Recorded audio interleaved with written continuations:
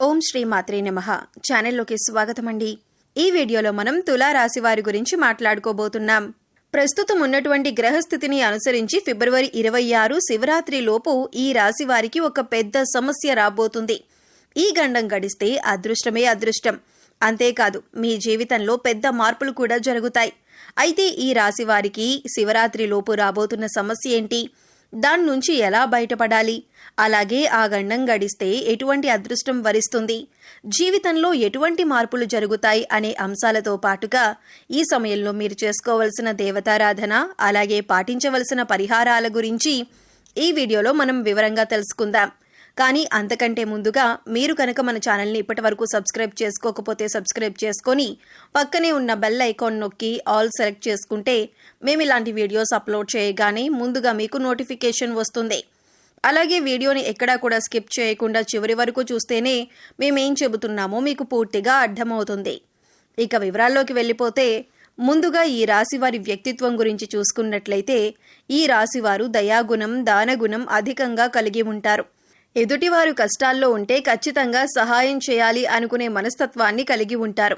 అలాగే ఈ రాశివారికి ఏదైనా పని అప్పజెపితే దాన్ని పూర్తి చేసేంత వరకు నిద్రపోని మనస్తత్వాన్ని కలిగి ఉంటారు. ఒక పనిని ఎలా పూర్తి చేయాలి అనే ప్రణాళిక రచించుకుని దాని అనుగుణంగా పనిని పూర్తి చేస్తారు.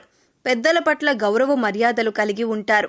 అలాగే వీరనుకున్న ఆలోచనను అమలు చేయటం వల్ల జీవితంలో ఉన్నత స్థానాన్ని చేరుకుంటారు.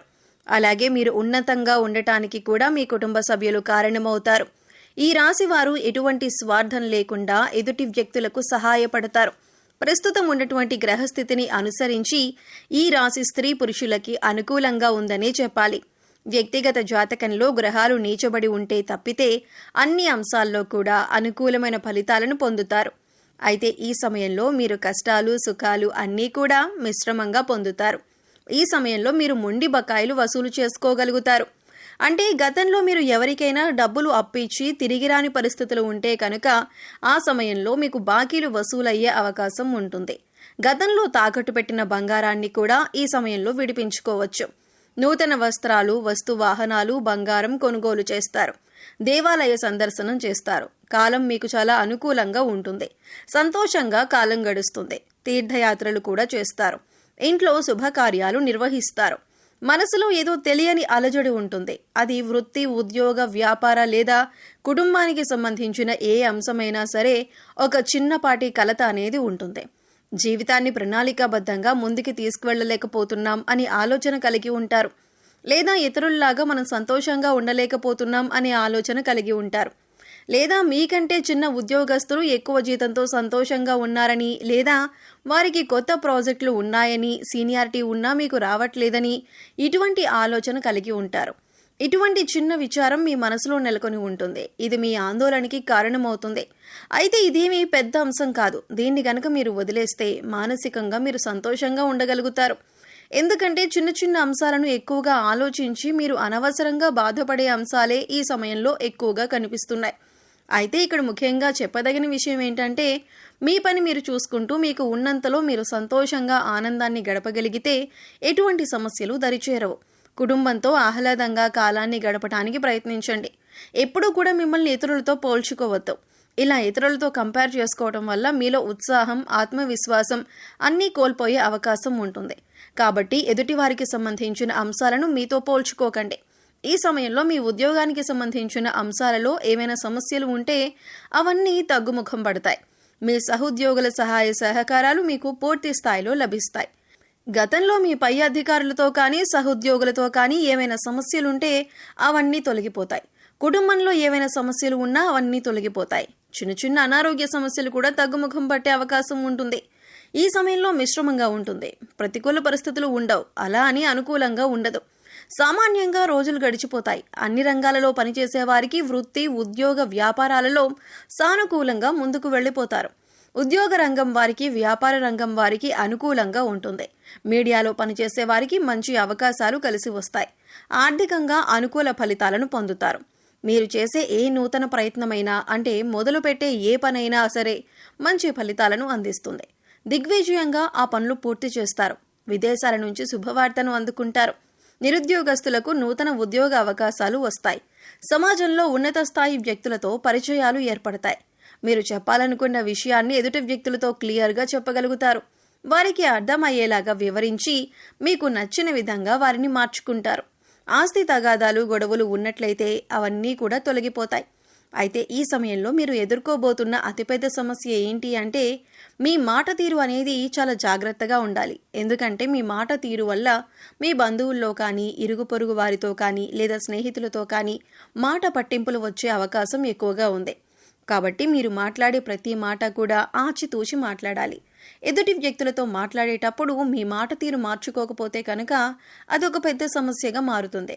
ఇక మీరు చెప్పాలనుకున్న విషయాన్ని ఎదుటి వారితో సౌమ్యంగా చెప్తే కనుక మీ జీవితంలో ఒక పెద్ద గండం గడిచినట్లే అవుతుంది. ఎందుకంటే మీ మాట తీరు సరిగ్గా లేకపోతే అది మీకు కెరీర్ మీద కూడా ప్రభావం చూపించవచ్చు. అది మీరు మాట్లాడే విధానం మార్చుకోగలిగితే కనుక మీ జీవితంలో అదృష్టాన్ని చూస్తారు. దీనివల్ల మీరు కెరీర్లో కానీ లేదా మీ వృత్తి, ఉద్యోగ, వ్యాపార పరంగా కానీ మీరు ఉన్నత స్థాయికి ఎదుగుతారు. మీ మాట తీరు మార్చుకుని మీ నైపుణ్యాన్ని ప్రదర్శించి జీవితంలో అత్యున్నత స్థాయికి ఎదగగలుగుతారు.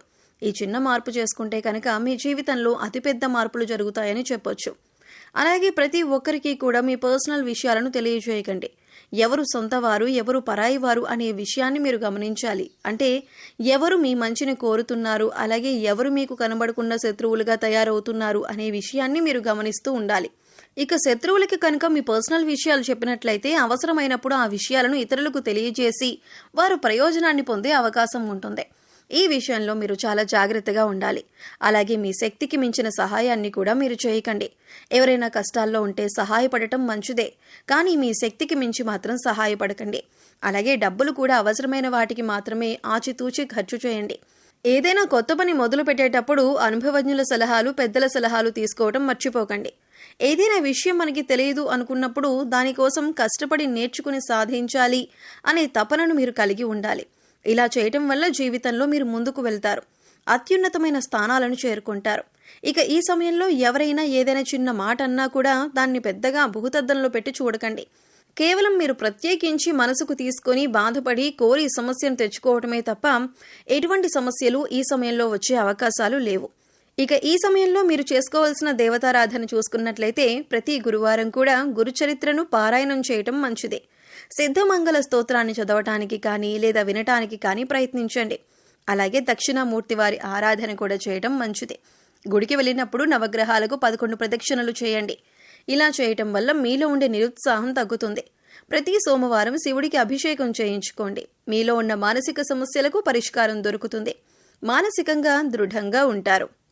సో చూశారు కదండి, శివరాత్రిలోపు తులారాశి వారికి ఎటువంటి పెద్ద సమస్య రాబోతుంది, అలాగే ఈ సమస్య నుంచి బయటపడితే వీరికి ఎటువంటి అదృష్టం వరిస్తుంది అనే అంశాలతో పాటుగా ఈ సమయంలో మీరు చేసుకోవలసిన దేవతారాధన, అలాగే పాటించవలసిన పరిహారాల గురించి ఈ వీడియోలో మనం వివరంగా తెలుసుకున్నాం కదా.